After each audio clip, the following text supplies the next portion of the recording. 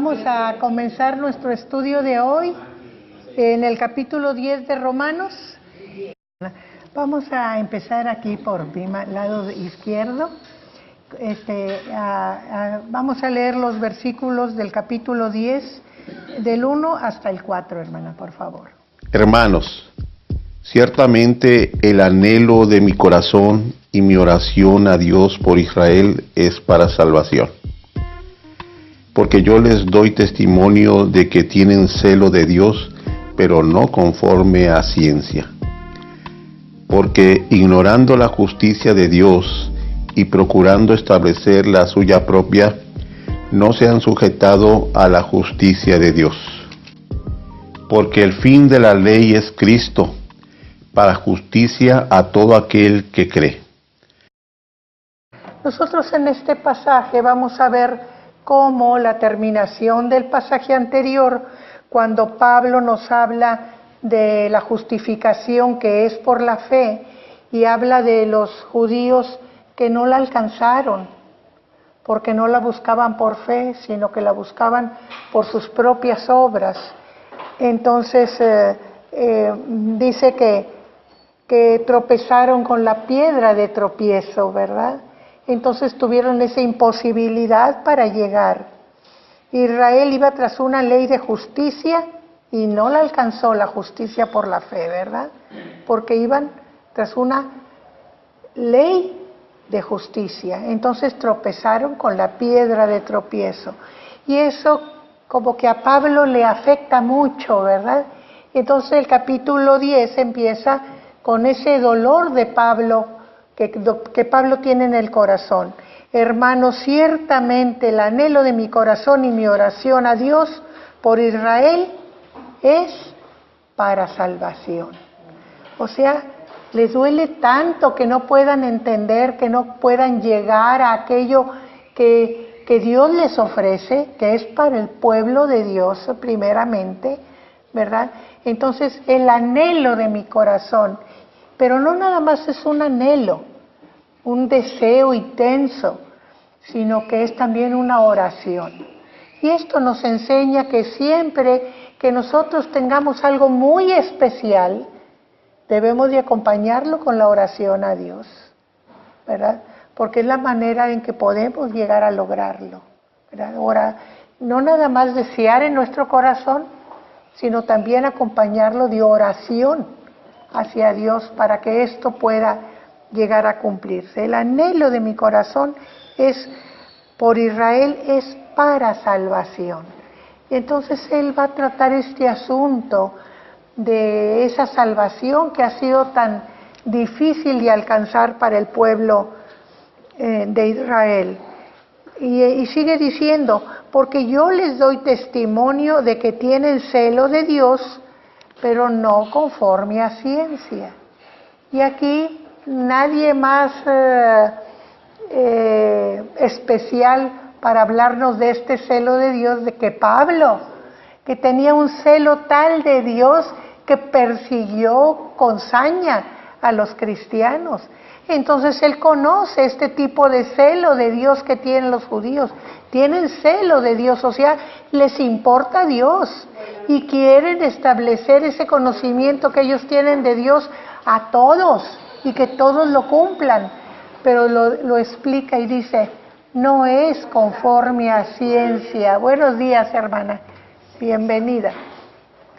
No es conforme a ciencia. ¿Qué quiero decir esto? No es conforme a conocimiento.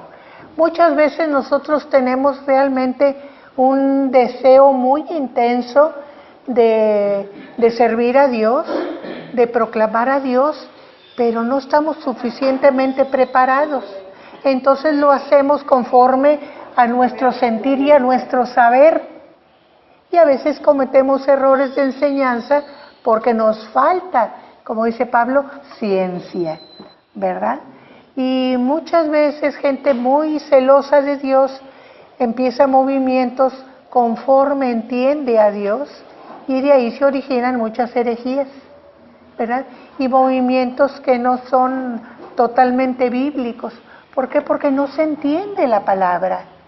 La interpretamos conforme a nuestro alcance, de nuestra experiencia, de nuestro conocimiento, y no es lo que la palabra dice, porque no profundizamos la palabra. Entonces, qué importante es llegar al fondo del conocimiento. Ahorita me preguntaba Patti sobre el cuadernito, ¿verdad?, que nos proporcionó el pastor precisamente para profundizar el estudio de Romanos. Porque este libro de Romanos es uno de los libros más difíciles de entender, no porque las palabras sean complicadas, sino por la profundidad que tiene. Entonces, cuando lo leemos por encima, yo estoy segura que muchos de nosotros hasta sabemos de memoria el libro. Pero llegar a la profundidad de lo que dice es otro asunto. Por eso ahorita estamos viendo este libro versículo por versículo y luego lo vamos a firmar con el cuadernito, ¿verdad? Porque lo vamos a repasar y a estudiar y llegar a profundizarlo, porque eso es lo importante. Nosotros vemos los judíos que tenían las escrituras, que las habían conocido desde niños, que quizás las sabían de memoria y no podían entender, ¿verdad? Entonces así nos puede pasar a nosotros, que no podamos entender. Entonces, aunque tienen el celo, no lo tienen conforme a ciencia. Dice, porque ignorando la justicia de Dios y procurando establecer la suya propia, no se han sujetado a la justicia de Dios. Ya Pablo nos explicó en los versículos en el capítulo anterior que la justicia de Dios es por medio de la fe, que la justicia de Dios se ejerce por medio del sacrificio de Cristo. La muerte de Cristo en la cruz es lo que nos justifica, es la paga del pecado, nos justifica delante de Dios. Entonces, si nosotros creemos que Cristo murió por nuestros pecados y que fue levantado por Dios en la resurrección para darnos vida espiritual, entonces tenemos ya la justicia. Cristo es nuestra justicia, empezando por ahí, o sea, es la paga de nuestro pecado, y nosotros somos justificados en Él cuando creemos en que Él murió por nosotros, ¿verdad?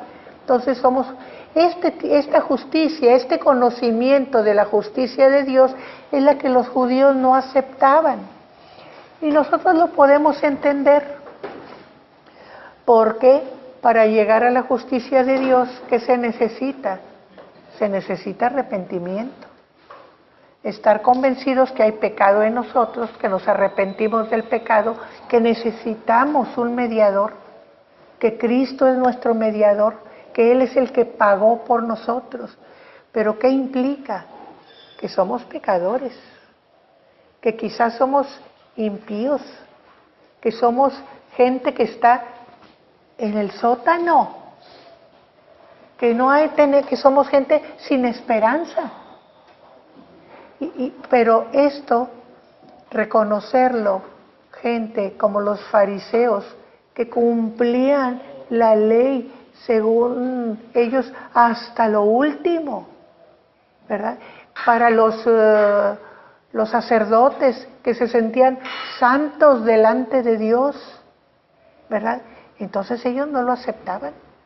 ¿Quiénes vinieron cuando predicó Juan el Bautismo el arrepentimiento? ¿Quiénes vinieron? El pueblo. Vino el pueblo y vinieron algunos que eran importantes. Pero ¿qué pasaba con ellos? Dice la Escritura que aunque creían, se callaban, porque tenían miedo ser expulsados de la sinagoga. Entonces creían en su corazón, ¿verdad? Pero tenían en más la gloria de los hombres, el ser aceptos delante de los hombres, que ser aceptos delante de Dios. Y esto lo vamos a ver en los versículos enseguida.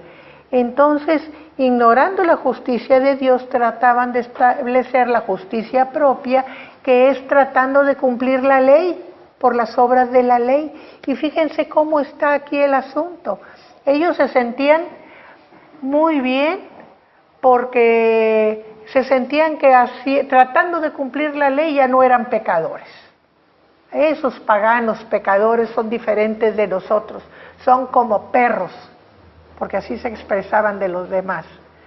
Y además creían que porque Dios les había dado la ley a su pueblo, ya tenían la seguridad de la justicia delante de Dios, ¿verdad? O sea, se vanagloriaban de ser un pueblo que tenía la ley de Dios, pero no se la podían cumplir completa, ese era el problema. Nadie puede cumplir la ley completa.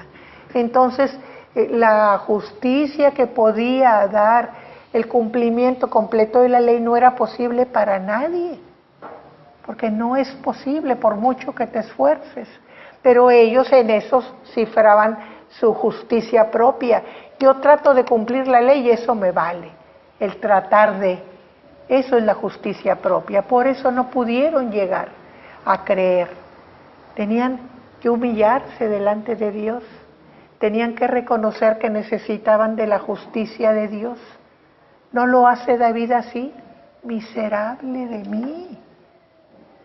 Delante de Dios dice, no soy nada, te necesito, Señor, ¿verdad?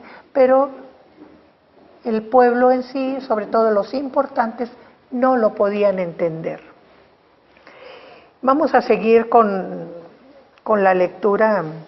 Bueno, sí, termina este pasaje diciendo, porque el fin de la ley es Cristo para justicia a todo aquel que cree. O sea, los que tratan de alcanzarla por medio de cumplir no lo van a lograr, porque la justicia es para todo aquel que cree. Y el fin de la ley, dice, es Cristo. Y esta palabrita tan chiquita, fin, nos mete en problemas, porque ¿qué vamos a entender por el fin de la ley? ¿La finalidad de la ley es Cristo? ¿O la terminación de la ley es Cristo? Son conceptos muy diferentes, ¿verdad? Pero aquí Pablo nos está diciendo que lo que vamos a hablar en lengua teológica, la dispensación dada a los judíos, que era el decálogo, ¿verdad? Tenía un tiempo, porque las dispensaciones tienen un tiempo. Entonces, el tiempo de la dispensación de la ley llegaba a su fin, porque ya había otra manera de llegar a la justicia de Dios nueva, que era en Cristo. Dios estaba proveyendo un medio nuevo, efectivo, real, de lograr la justicia de Dios. ¿Cómo lograban los judíos ser limpiados? Tratando de cumplir la ley, que no lo lograban, pero el pecado, ¿cómo lo limpiaban? Por el sacrificio. Por el sacrificio, el sacerdote hacía el sacrificio por sus pecados y de esa manera podían sentirse limpios delante de Dios. Pero cuando viene Cristo, entonces ya es el sacrificio que estaba anunciado en aquellos sacrificios de animales. Entonces es el sacrificio definitivo y total por el pecado. Entonces es una nueva dispensación.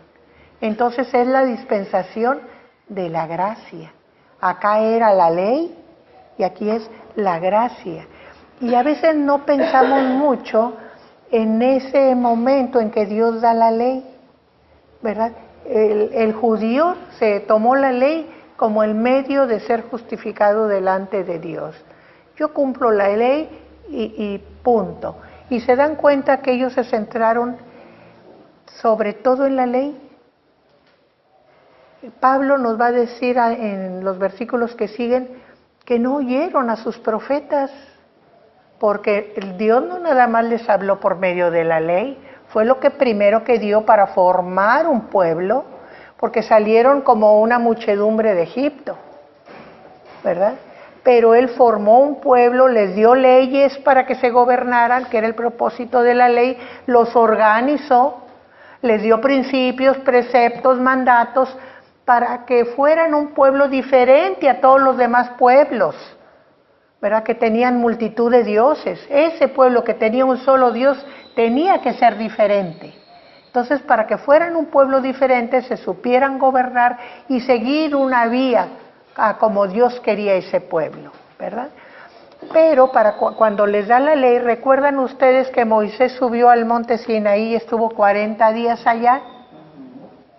Y que cuando subió el terremoto y las llamas y el estruendo y todo el pueblo estaba asustado. Y entonces le dicen a Moisés, sube tú a hablar con Dios, porque si no vamos a morir todos. Ahí estaban reconociendo que necesitaban un mediador. Nosotros no, morimos, ve tú. Y como quien dice, y si te mueres, pues ni modo, tú eres el encargado, ¿verdad? Tú eres el encargado. ¿Y qué pasa? Cuando se tarda Moisés, ¿qué dicen? Este ya se murió. ¿Verdad que sí? Este ya se murió. ¿Y qué hacen? Pues vamos a hacernos dioses que nos guíen, a los cuales nos podamos dirigir. Vamos a juntar oro. Ándale, Aarón, haznos un becerro, porque era la herencia que traían de Egipto. Vamos a hacer un becerro. O sea, que reconocieron que Dios les hablaba, que Dios era poderoso, que necesitaban un mediador, y que nos fueron suficientemente seguros, fieles, pacientes para esperar el resultado de esa mediación. Se salieron de la cobertura de Dios muy pronto. Bueno, lo mismo está pasando ahora, ¿no se fijan? Dios está mandando, así como mandó al monte Sinaí la ley, mandó al Señor Jesús con un mensaje nuevo, de conocimiento de cómo era realmente el Dios de Israel, porque el Dios de Israel hasta el momento era el Dios justiciero que castiga, porque la ley, ¿para qué era la ley? Para castigar, porque las leyes las incumplimos y es castigo, entonces era para castigar, y el que faltaba a la ley era reo de muerte, ¿verdad? Entonces aquí está Dios dándose a conocer totalmente. Por eso decimos que lo más que podemos conocer de Dios es a través del Señor Jesucristo. Él nos enseña cómo es Dios, ¿verdad? Entonces, para que supiéramos que no nada más es un Dios de justicia, también es un Dios de amor, ¿verdad? Y es su esencia, el amor. Eso nos vino a enseñar Jesús. Y también que nos amaba de tal manera que estaba dispuesto a dar a su Hijo para rescatarnos del pecado. Entonces es una nueva forma. Pero, ¿qué hace el judío? Igual que cuando Moisés se fue al monte, no oyen, no esperan, no reconocen, igual, ¿verdad? Esperan la muerte, sienten que debe de morir, no lo aceptan y se cierran al mensaje. El Pablo nos dice que no oyeron a sus profetas. Ellos tomaron la ley para sí, se afirmaron en la ley, y todo lo que Dios habló al pueblo a través de los profetas, lo leían y lo conocían y según ellos lo interpretaban, pero no llegaban al conocimiento a fondo, a la esencia. Y Pablo aquí nos va a poner todos los pasajes de los profetas que hablan esa palabra de Dios para que ellos entiendan.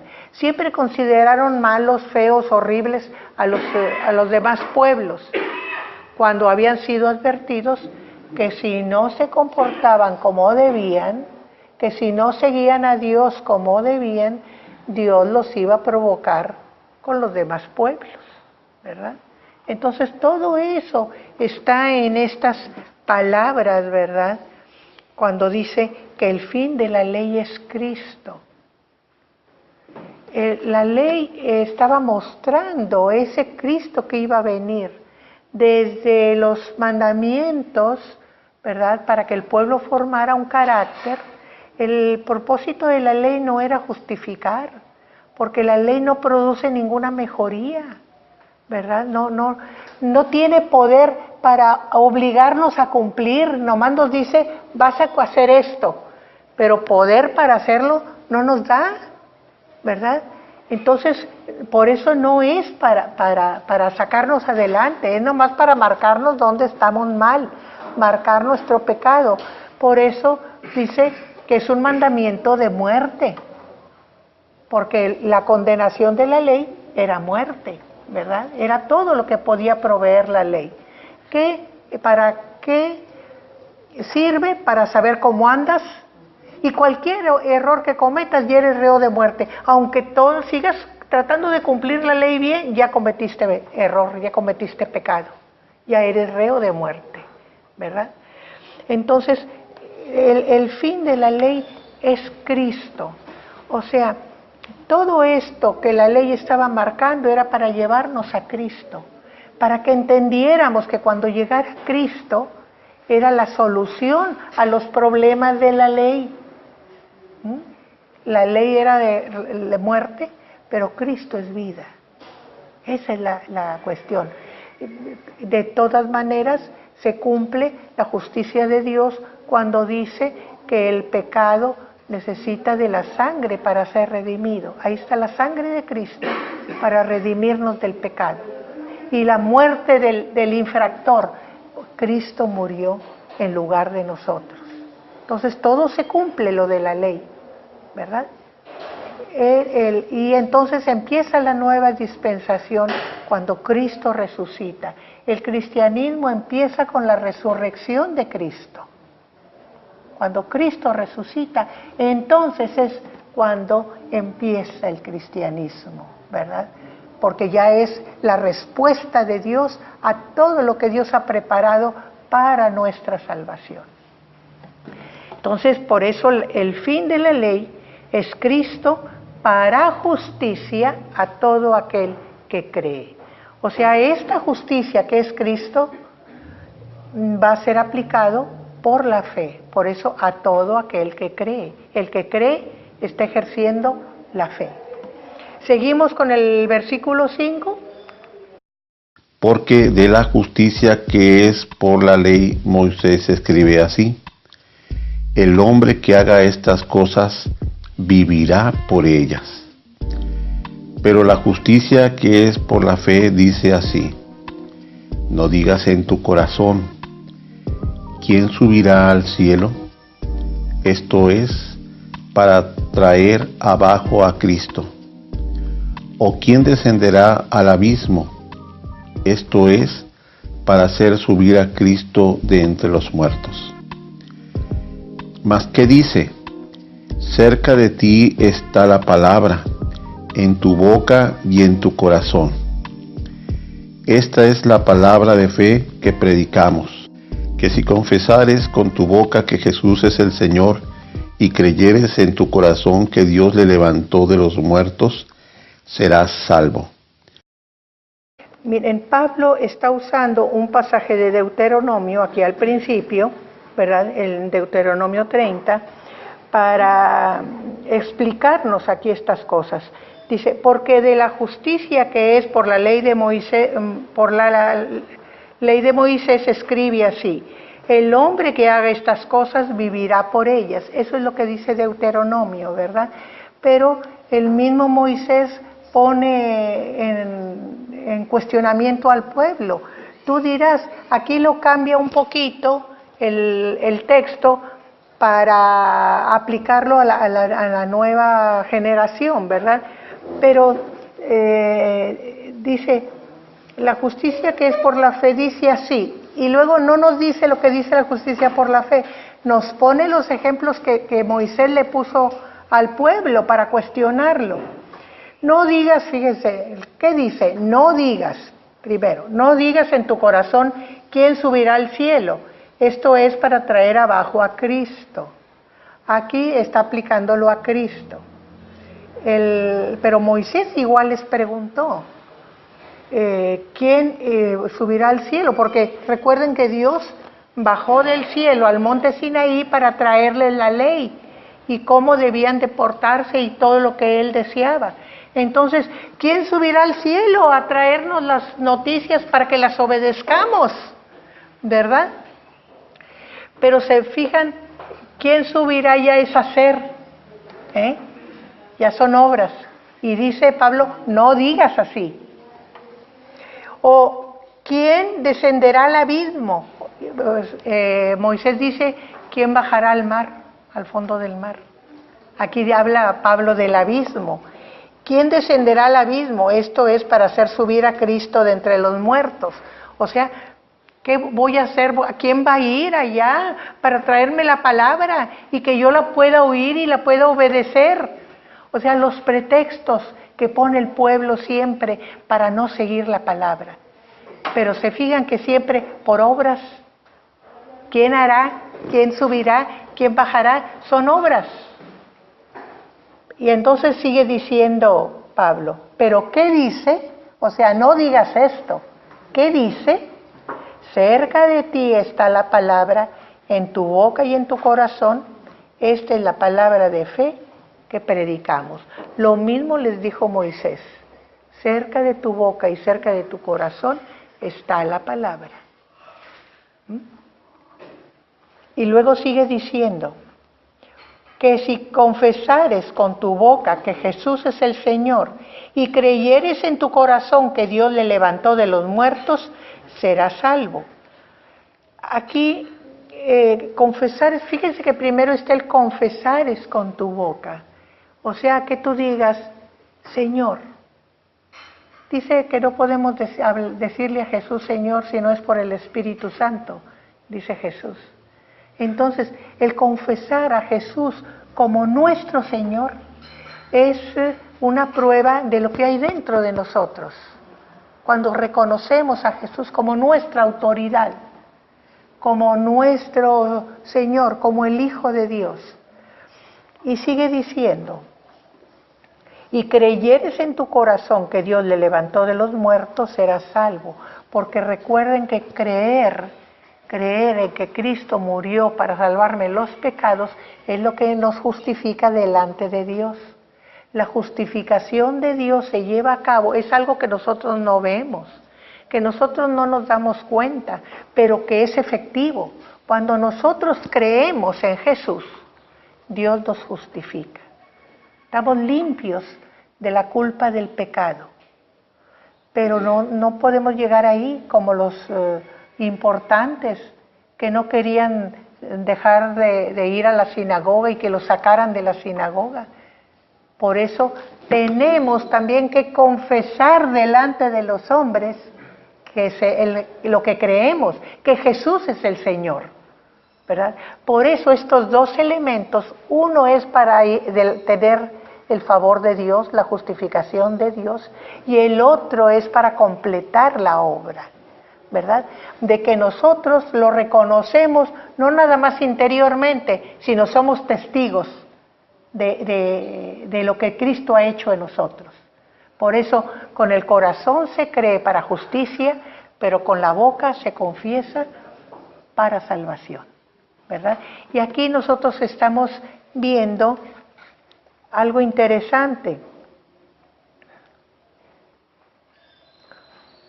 que no está hablando de fe Jesús aquí.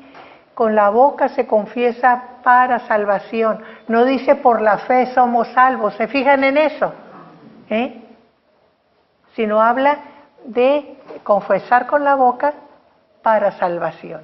Pero porque va implícito el hecho que nos dice el que cree en su corazón. Ahí está la fe. No está explícita en palabras, pero está en ese creer en el corazón que Jesús murió por nosotros. Entonces, tenemos la explicación de este pasaje que también ha sido un poco controvertido, ¿verdad? Que si confesares con tu boca que Jesús es el Señor y creyeres en tu corazón que Dios le levantó de los muertos, serás salvo. Y luego la explicación, porque con el corazón se cree para justicia, o sea, es cuando Dios nos justifica, cuando creemos, ahí está la fe, pero con la boca se confiesa para salvación. Ese testimonio que damos delante de los demás. Y también, miren, cuando nosotros confesamos con nuestra boca, estamos confesando cuando invocamos al Señor. Cuando nosotros demostramos que necesitamos de Él, Señor, te necesito. Señor, estoy en un apuro, Señor, no sé qué hacer. Estamos confesándolo, ¿verdad? Cuando invocamos al Señor estamos confesándolo. Entonces todo esto entra en este pasaje, ¿verdad? Que lo confesamos para salvación. Entonces vamos a seguir con la lectura del versículo 11 y vamos a leer del 11 al 15. Sí. Sí, pero... Un comentario. Sí. Me gustó mucho esta frase que dice, pero con la boca se confiesa para salvación. Sí. Pues yo como ustedes no creo que la boca pueda estar sobre la soberanía divina. Pero este pasaje nos muestra la importancia de las palabras que decimos. No sé cómo, pero sí hay una conexión de las palabras con todo el ser, con toda la persona. Entonces debemos de tener cuidado con lo que decimos. Si bien la boca no está sobre la voluntad soberana de Dios, ni es Dios nuestra boca, pero la importancia de lo que expresamos es muy importante en nuestra mente. Entonces hay que decirlo con la boca y hay que alabar a Dios con nuestra boca, porque a veces decimos, o sea, cuando se canta en el culto hay que cantarlo audiblemente, y cuando se ora tratar también, cuando se alaba a Dios, por lo menos que tú oigas, aunque a veces también la oración en el corazón es muy importante, no a veces, siempre va a ser muy importante, pero es creo que también tiene algo que no sé por qué, pero hay una conexión del ser, así como somos cuerpo, alma y espíritu, entre la boca y la mente, y el corazón y la voluntad. Como somos un ente, una integridad, ¿no? un solo ser, y la palabra juega algo importante. Y luego hay cosas que uno va aprendiendo ya cuando es mayor. Yo recuerdo cuando era un niño que yo pues oraba, ¿no?, a Dios, y se acercaba una hermana conmigo y me ponía la mano sobre mis padres y me decía, dilo fuerte, porque yo decía, pues oraba así bajito como ella, y decía, dile que lo amas, o sea, dilo audiblemente, o sea, dile que eres poderoso. Ellos me enseñaron ahora, dile que eres poderoso, que lo amas, que le entregas tu vida, pero no te oigo, dilo. Entonces, hermanas con media primaria, o sea, cosas que después la ciencia, sobre todo los psicólogos, van entrando más en eso. Pero por revelación espiritual, no sé, pero la importancia de decirlo, Jesús, tú eres mi rey, de decirlo. Y a veces los cristianos, porque no lo sabemos, no lo decimos porque nos da pena, pero por lo menos en nuestro cuarto, que nos da pena a veces ante el público, pero la importancia de expresarle a Dios audiblemente lo que le amamos, no sé por qué, o sea, pero sí hay una conexión de la palabra con la mente, la voluntad y la fuerza. Sí, yo te voy a contestar esa pregunta un momentito. Dios se compromete con nosotros con su palabra. Tanto se compromete que ordenó, escribe en un libro. Es un compromiso fuerte de Dios. Y también nosotros debemos comprometernos con Dios. Y el hablarlo, el decirlo, es nuestro compromiso. ¿Acaso no compromete la palabra?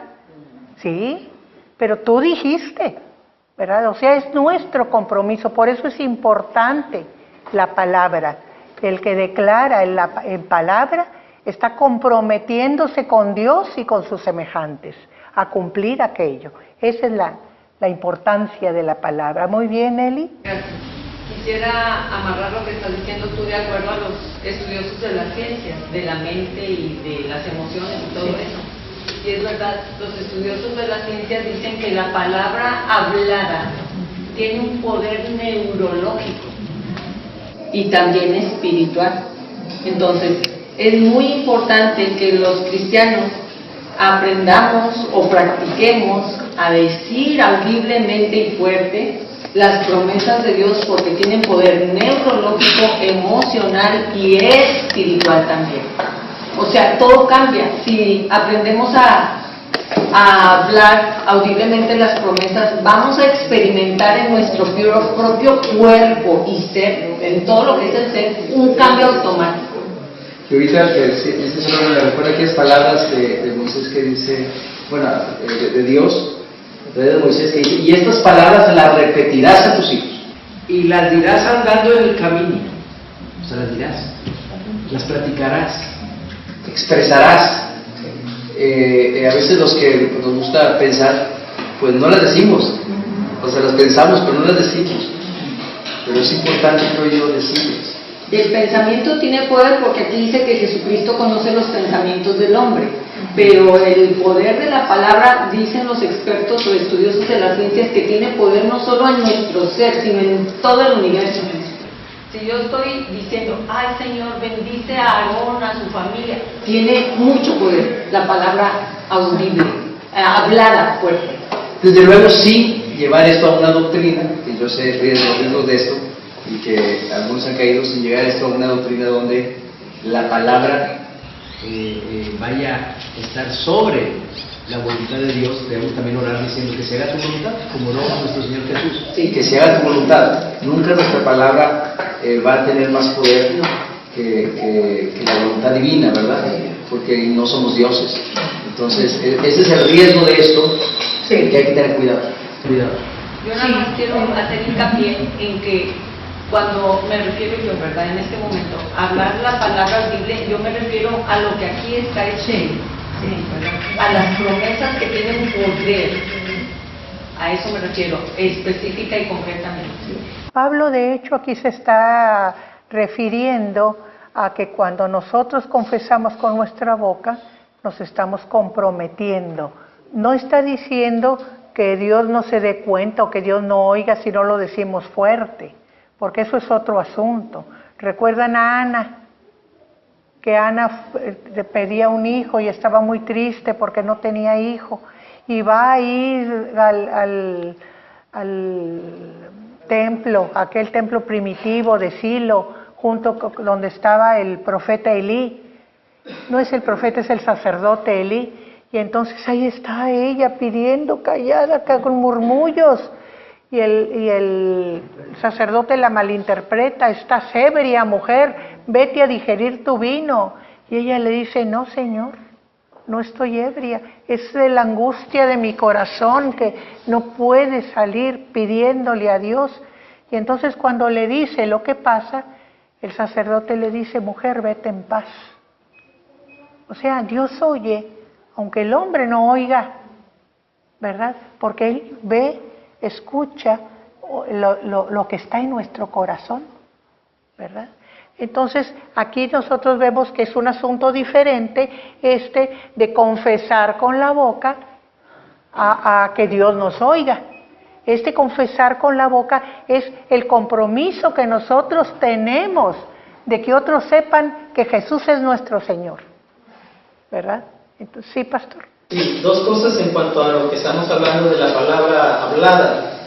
Primeramente, el reconocer que se ha demeritado mucho, ¿verdad? El compromiso que hacemos de palabra. Incluso decimos, las palabras se las lleva el viento, ¿verdad? Y no es cierto. Nosotros debemos estar conscientes de que en este tiempo que Pablo está hablando, la palabra era importantísima. Sí. Ahorita no, ahorita tenemos que afirmar algo para que valga, ¿verdad? Si no, no hay validez. Entonces, como cristianos debemos tomar en cuenta de que nosotros no tenemos que firmarle algo a Dios. Con decirlo, con nuestras palabras, nos estamos comprometiendo.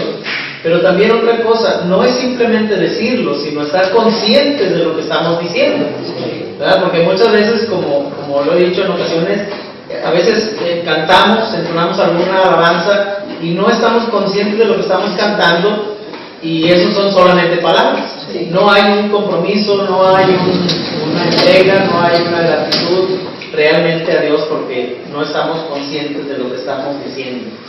Entonces la conciencia es bien importante. Ahí lo que dice el pastor es la recomendación de Pablo, un momentito, hermana, de que cantemos con el espíritu, pero también con el entendimiento, ¿verdad? para que ese canto, esa alabanza, esas palabras de compromiso que le cantamos al Señor sean efectivas en nuestra vida. Sí, hermana. Sí, yo quisiera aportar que reflexiono que al confesar también es como una forma en la que el Señor confirma también a nosotros algo, porque lo relaciono con Pedro, y cuando él niega al Señor 3 veces y luego el mismo Señor le hace que confiese 3 veces que sí lo ama, ¿verdad?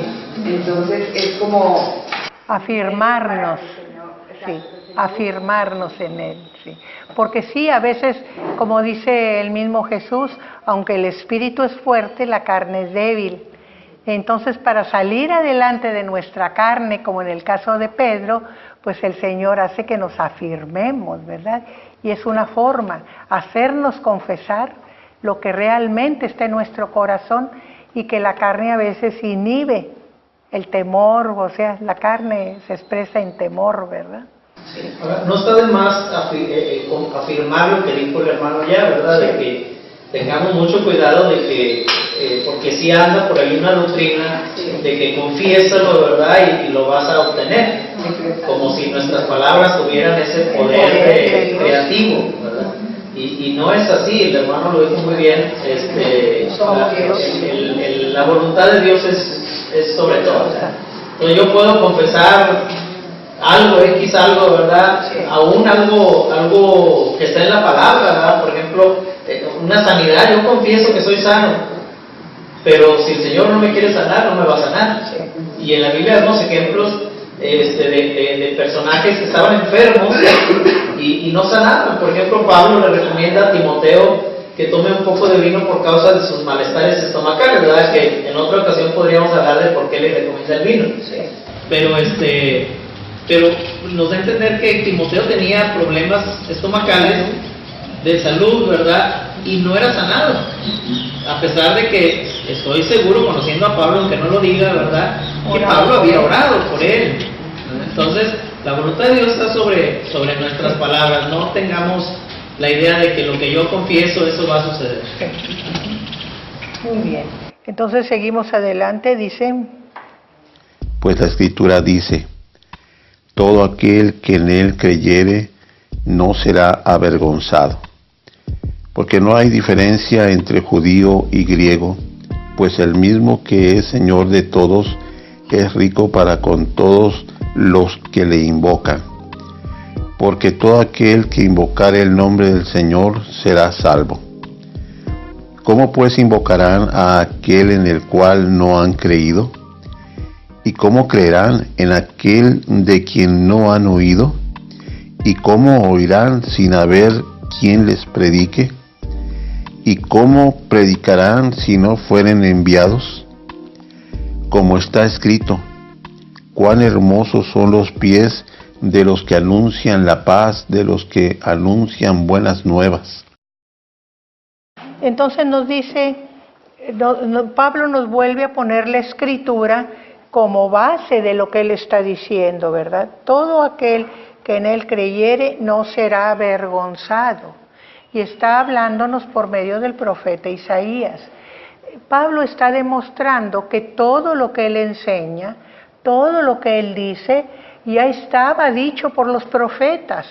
O sea, no son cosas nuevas para el pueblo de Israel. Nada más que, como les digo yo, se centraron tanto en la ley que desoyeron a los profetas. No podían interpretar lo que los profetas les decían. Pero ahí está la palabra del profeta Isaías, ¿verdad? Empezando, ¿verdad? Todo aquel que en él creyere no será avergonzado, porque Isaías, recordemos que es el profeta que anticipa la vida de Jesús 800 años antes, con todos los detalles. Por eso a la profecía de Isaías se le llama el protoevangelio, o sea, el evangelio antes del evangelio.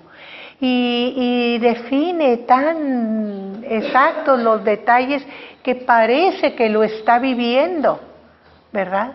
Entonces, por eso habla de todo aquel que en él creyere no será avergonzado. Y sigue diciendo Pablo, porque no hay diferencia entre judío y griego, pues el mismo es Señor de todos, es rico para con todos los que le invocan. Y fíjense aquí, ya también está esa igualación aunque está hablando sobre los judíos y que no se convierten, está diciendo que el Señor es el mismo para judíos y para griegos. O sea, aquella diferenciación que se había hecho históricamente entre los dos pueblos, en Cristo está borrada. Y podemos decir, pero es que el Señor dijo que vivieran separados. Sí, pero también por los profetas les dijo que Él iba a acercar a los gentiles. Enseguida vamos a tener esas citas, ¿verdad? Y también dice, ¿verdad?, que Él mismo es Señor de todos. O sea, aquí la palabra fuerte es todos.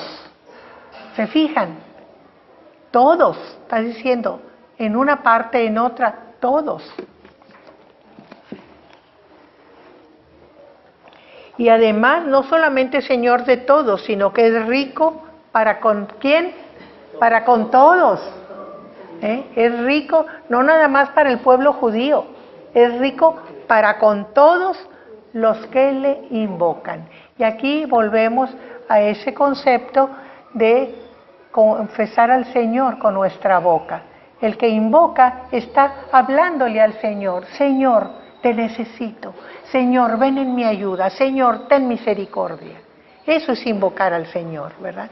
Y todo el que invoca al Señor, el que reconoce al Señor, dice aquí, ¿verdad?, que es rico y que es el Señor de ellos, ¿verdad? Porque todo aquel que invocare el nombre del Señor será salvo. Vuelve a afirmar lo que dijo antes, ¿verdad?, que confesamos con nuestra boca para salvación. El invocar es confesar que el Señor es nuestro Señor.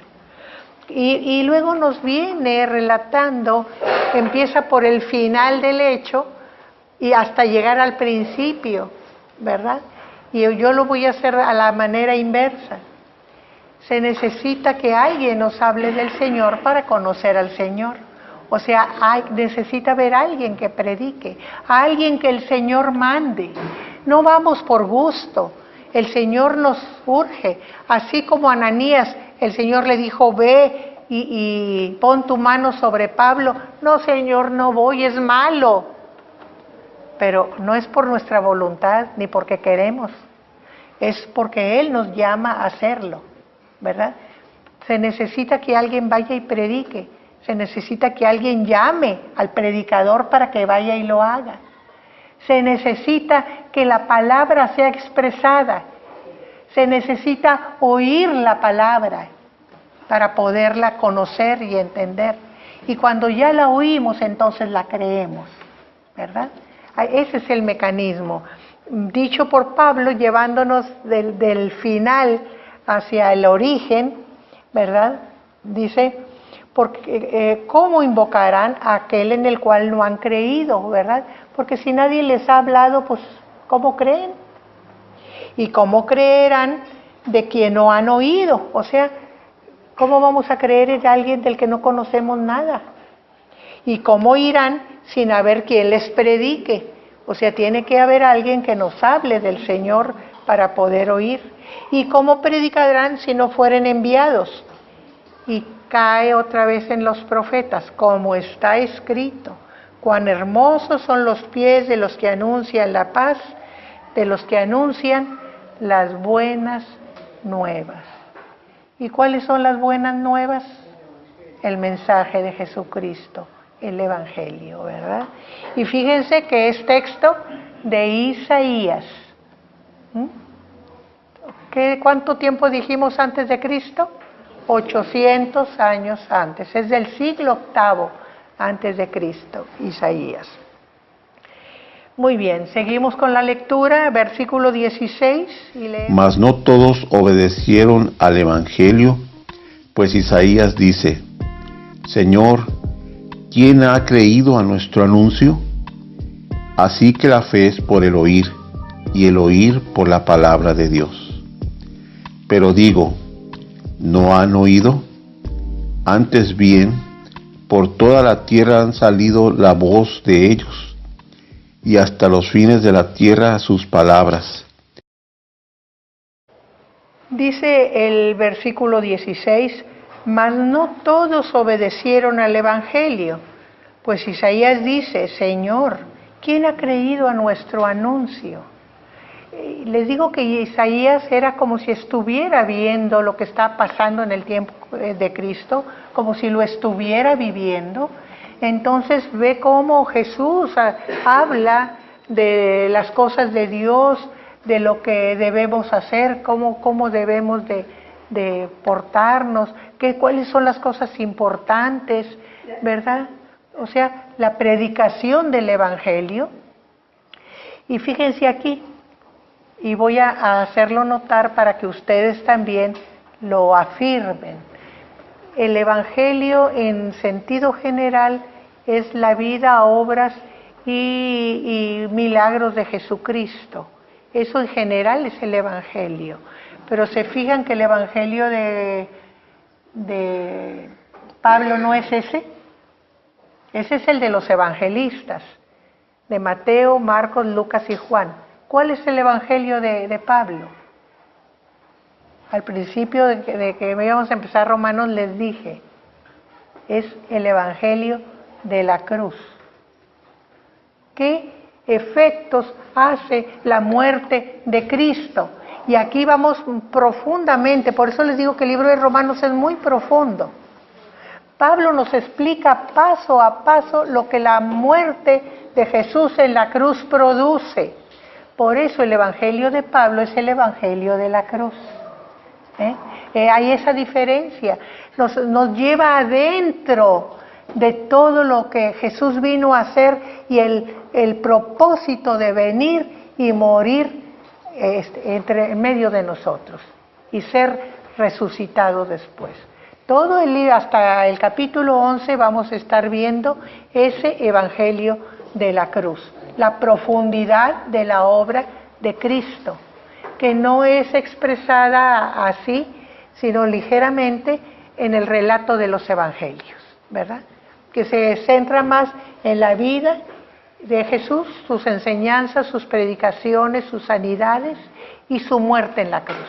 Pero no nos dice el efecto de su muerte, que es lo que Pablo necesita que todos entendamos.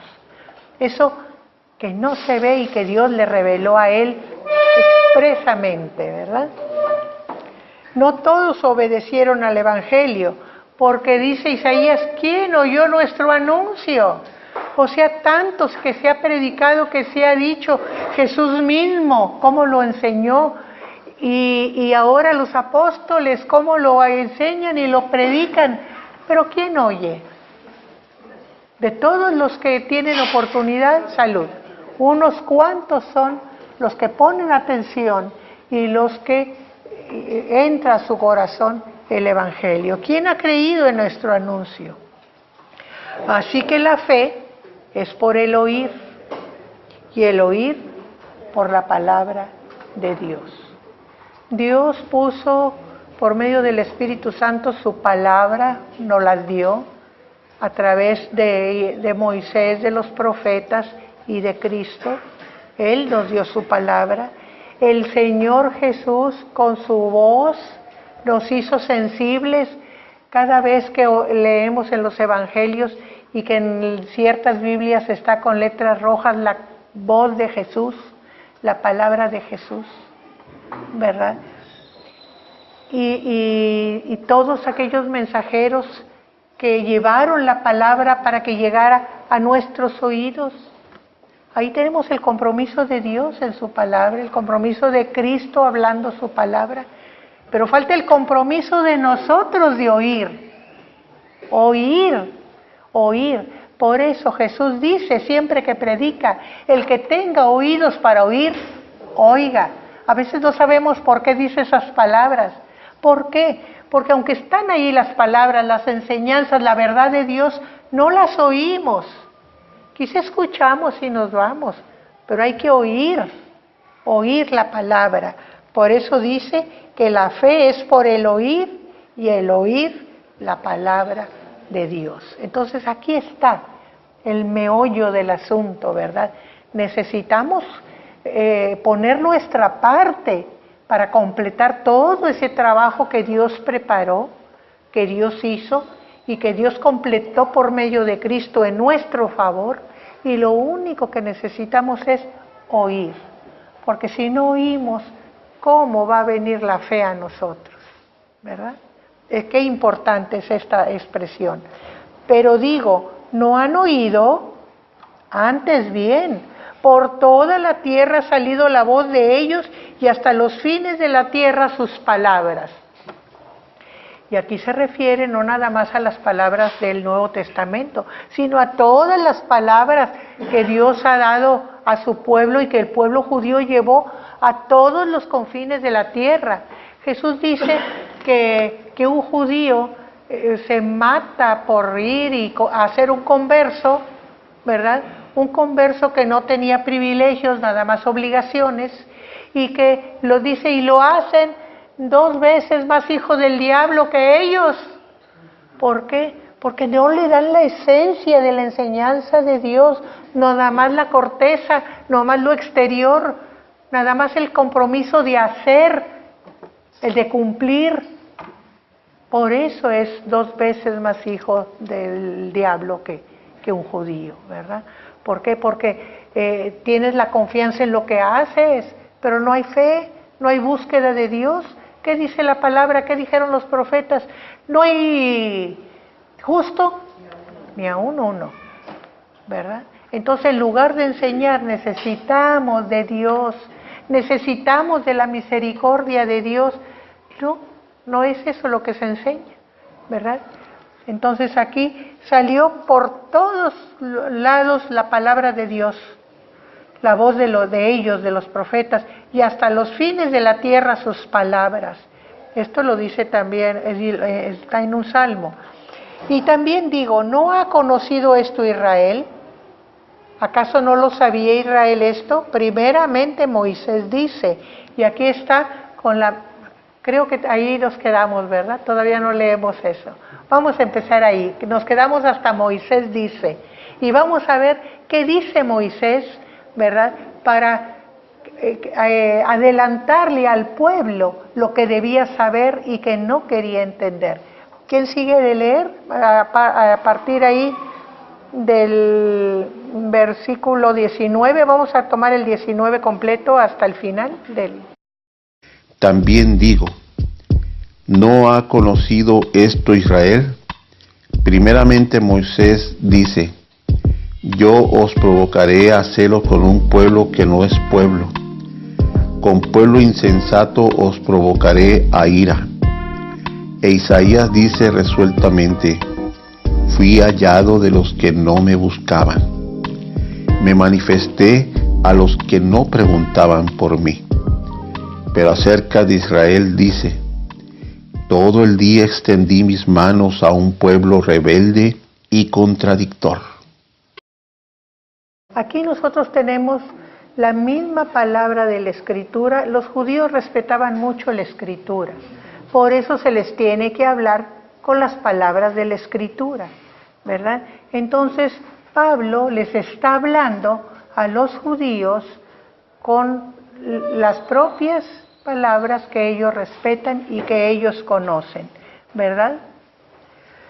Que son palabras que Moisés les dijo, no, yo os provocaré a celos con un pueblo que no es pueblo, con un pueblo insensato os provocaré a ira. Y fíjense desde Deuteronomio, cuando Moisés ya iba a ser retirado, cuando iba a dejar al pueblo solo, ¿verdad? Entonces les advierte muchas cosas, les habla de las maldiciones que van a tener si no siguen en lo que han sido enseñados. Y entonces les dice que a causa de su comportamiento, que no buscan a Dios, que no lo buscan realmente, tratan ellos de justificarse con lo que hacen, pero no buscan a Dios, por eso falta fe. Dice, los provocaré a celos con un pueblo que no es pueblo, o sea, que no es pueblo de Dios. pero Dios va a encargarse de un pueblo que Dios no tiene en su especial cuidado. Con pueblo insensato os provocaré a ira. O sea, ustedes van a estar bien enojados porque un pueblo que no tiene sentido, por eso es insensato, de las cosas de Dios, va a responder. Y van a estar bien enojados. ¿Cómo se enojaban con Pablo? Porque les hablaba a los gentiles de las cosas de Dios. Se enfurecían, pero ellos no querían oír. Por eso, si ustedes no reciben estas palabras de vida eterna, Dios nos mandó a que fuéramos a los gentiles y les habláramos a los gentiles. Les dicen Pablo y Bernabé cuando empiezan a predicar, ¿verdad? Entonces iban a estar muy enojados como estuvieron, al grado de querer matar a Pablo a como diera lugar. E Isaías dice, aquí vuelve a poner al profeta Isaías como testigo, ¿verdad? Dice resueltamente, fui hallado de los que no me buscaban, me manifesté a los que no preguntaban por mí. El pueblo judío conocía a Dios, por lo que Él le había hablado a través de Moisés y a través de los profetas. Pero aquellos pueblos no sabían nada de Dios. Nunca habían leído la Escritura, no conocían que había una Escritura, no sabían que Dios se había expresado con los humanos, ¿verdad? Pero llegan Pablo y Bernabé y les empiezan a hablar y oyen. Y esos que no buscaban a Dios, que ni sabían de la existencia de Dios, llegaron a Dios. Por eso con un pueblo insensato que ni conocía ni buscaba. Es lo que Pablo les está diciendo. Y es las palabras del profeta Isaías. Fui hallado de los que no me buscaban, me manifesté a los que no preguntaban por mí. Y luego, ¿qué dice acerca de Israel? Y fíjense que aquí hay mucha tristeza. ¿Qué dice? Pero acerca de Israel dice, todo el día extendí mis manos a un pueblo rebelde y contradictor. ¿Qué dice Jesús cuando está delante de Jerusalén? Jerusalén, Jerusalén, que matas a tus profetas y a los que te son enviados. ¿Cuántas veces quise juntar como la gallina los polluelos y no quisiste? Ahí está ese dolor que expresó Jesús en esas palabras y que ahora expresa Pablo a través del profeta Isaías, ¿verdad? Extendí mis manos, dice el profeta, hablando Dios por él, hacia un pueblo con rebelde y contradictor. O sea, no quieren oír, no oyeron nunca a sus profetas, aun cuando los leían en las sinagogas, pero no llegaban a la esencia del mensaje de Dios a través del profeta. Pues de esta manera termina este capítulo.